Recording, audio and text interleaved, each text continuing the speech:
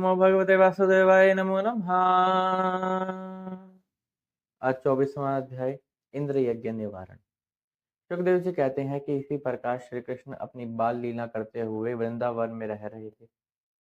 एक दिन वह देखते हैं कि कोई उत्सव सा मनाया जा रहा है। देखते हैं कि सभी सामग्रियों को एकत्रित किया जा रहा है। देख रहे हैं कि कितने प्रकार के फल के ब्रज का सारा दूध एकत्रित किया जा रहा है। वह सर्वत्र है। वह सब जानते भी हैं, पहचानते भी हैं कि क्या हो रहा है, कि इंद्र के यज्ञ की तैयारी की जा रही है। सब जानते हुए भी नंद बाबा के यहाँ ऐसे बोलते हैं कि यह क्या हो रहा है।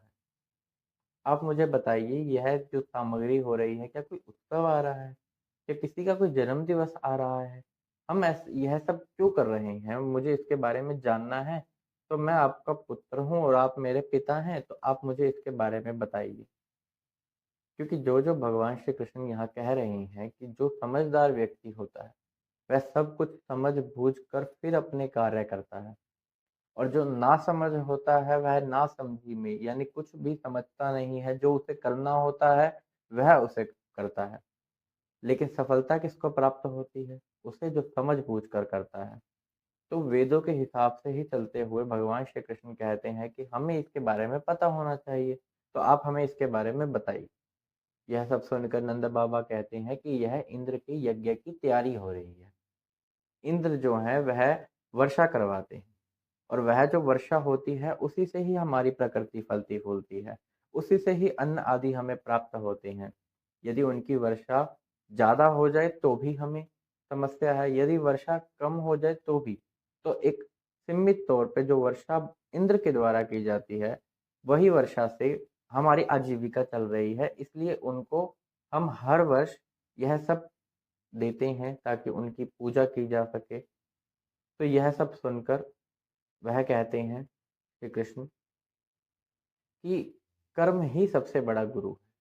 जो हम कर्म करते हैं उसी के आधार पर हमें फल मिलता है। हमारा जन्म कर्म पर निर्धारित है, हमारी मृत्यु कर्म पर निर्धारित निर्धारित है, हमारी आजीविका वो भी कर्म पर निर्धारित है।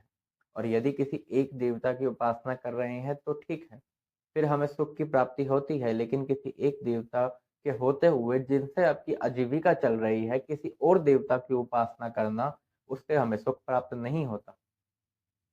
यह जो हमें कर्म के द्वारा ही हमारी आजीविका चल रही है, जो सुख है, जो दुख है, जन्म है, मृत्यु है, यह सब हमें अपने कर्म से ही प्राप्त हो रहा है।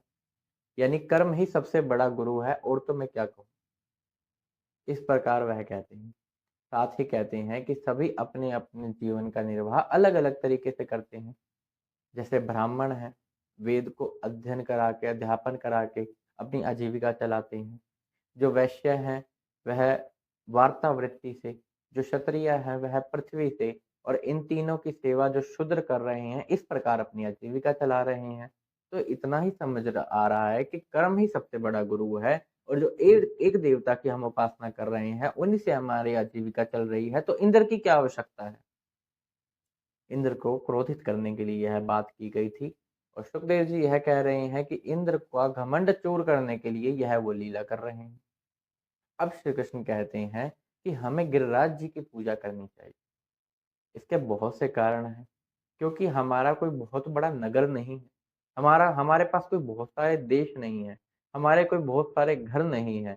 तो हम तो वनवासी हैं, और ये वन और पहाड़ ही हमारे आजीविका है। यही हमारे लिए सबसे बड़े साधन है।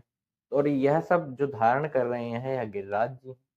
और गिरिराज जी गैयाओं को चरने के लिए घास देते हैं। इतनी सुंदर जगह है, जल को बहने के लिए जगह देते हैं। तो हमें गिरिराज जी का यजन करना चाहिए, हमें उनके लिए ही यज्ञ करना चाहिए। वेद मंत्र पढ़ने चाहिए, या गायों को आज्ञा करके उनकी प्रदक्षिणा करनी चाहिए, बहुत सी दान दक्षिणा करनी चाहिए। तो गिरिराज जी के लिए वह कहते हैं कि यह सब इंद्र के लिए नहीं, गिरिराज जी के लिए करो। अब वह कहते हैं कि आपको यह रुचे तो आप यही कीजिए। नंद बाबा और बाकी जो भी यह सब बात जानते हैं इसके बाद, तो वह सब इस बात में सहमति रखते हैं। वह कहते हैं कन्हैया तो ठीक ही कह रहा है, तो हम ऐसा ही करेंगे। तो जैसा कन्हैया ने कहा था नंद बाबा ने वैसे ही किया। गिरिराज जी के लिए ही सब कुछ हुआ। जो सारी सामग्री इकट्ठी की गई थी वो सब गिरिराज जी को अर्पण की गई। सारे व्रज का जो दूध इकट्ठा किया गया था वो गिरिराज जी को दिया गया और गैयाओं को आगे करके, ब्राह्मणों को आगे करके उनकी प्रदक्षिणा करी। तो यह सब देखते हुए वह एक ही दम देखते हैं कि गिरिराज जी एक स्वरूप लेके आते हैं अपना। वो स्वरूप होता तो श्री कृष्ण का ही है। तो श्री कृष्ण एक अलग ही विशाल और विराट स्वरूप लेकर गिरिराज जी के ऊपर आते हैं और सारा कुछ आरोगते हैं। यानी वह सारा सामान अपने स्वीकार करते हैं, जो जो उन्होंने अर्पण किया था, जो जो अपने अपने भाव से जो जो लाया था वह सब उन्होंने लिया। और श्री कृष्ण वहां पर खड़े हुए कहते हैं कि देखो देखो, गिरिराज जी ने हमें दर्शन दिए हैं, यही हमारी रक्षा करते हैं, यही हमारे लिए सबसे बड़े हैं। तो हमें इनकी पूजा करनी चाहिए, हमें इनके ही यज्ञ का यजन करना चाहिए, ना कि इंद्र का। तो वह ऐसा कहते हैं और सभी ग्वाल बाल नंद गोप सारे ब्रजवासी उनकी हाँ में हाँ भी भरते हैं, सहमति रखते हैं। और इस प्रकार इस बार इंद्र की पूजा नहीं हुई, इंद्र का यज्ञ नहीं हुआ और गोवर्धन की पूजा हुई कन्हैया के कहने पर। कन्हैया लीला कर रहे हैं इंद्र का घमंड चूर करने के लिए।